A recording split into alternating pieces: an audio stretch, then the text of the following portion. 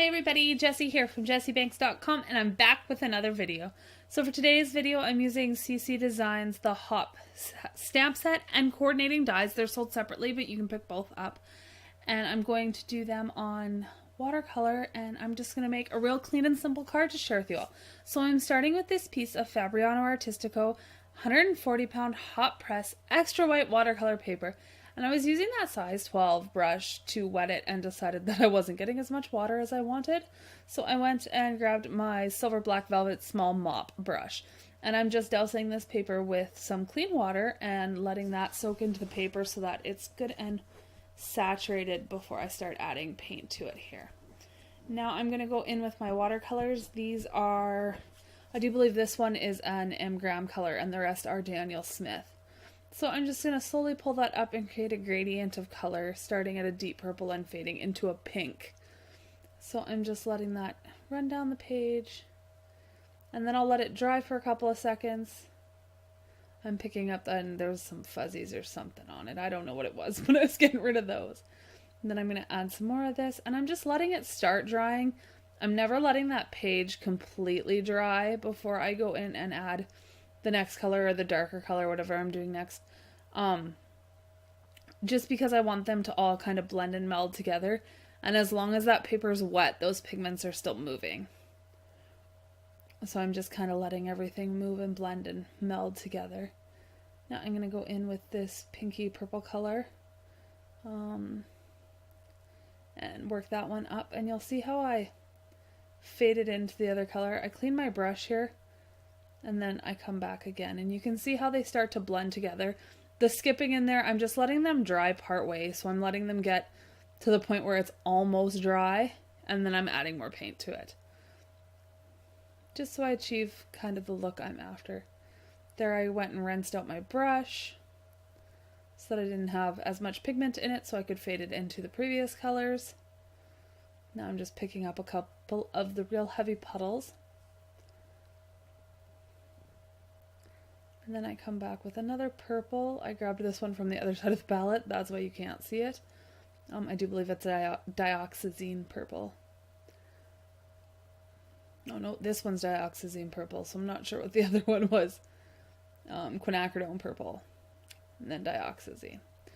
Now we're just going to kind of slowly mix these colors together and fade back into the lighter, just so that my saturation is the same, but the colors are gradually changing into each other.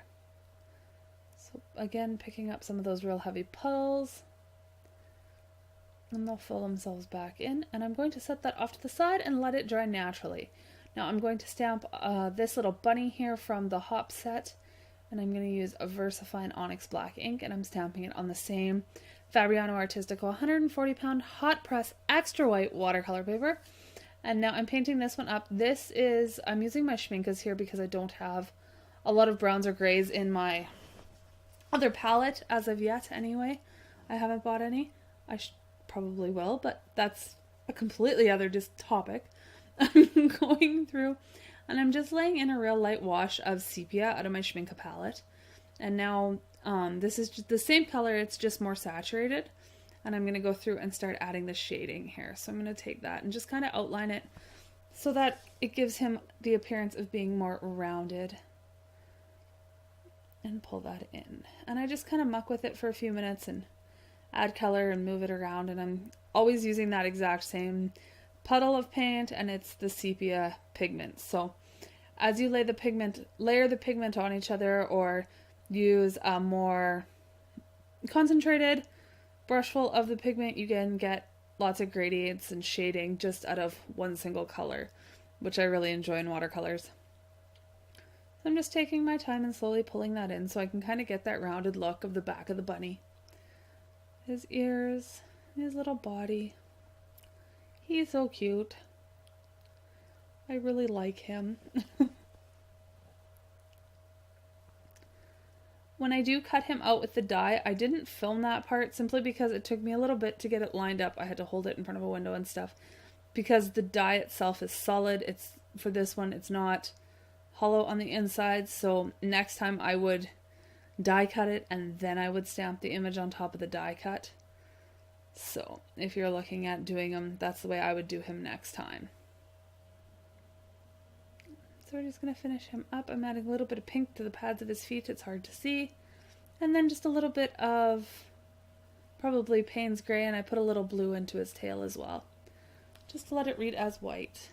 Now here is our background piece. It is all nice and dry. You can tell watercolor paper is dry when it's not cool anymore.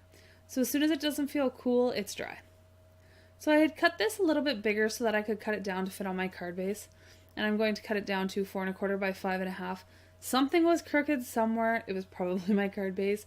So I do adhere this on, and then I just take it and I trim the card base back so that everything fits nice and tight and there's no white paper sticking out around this panel.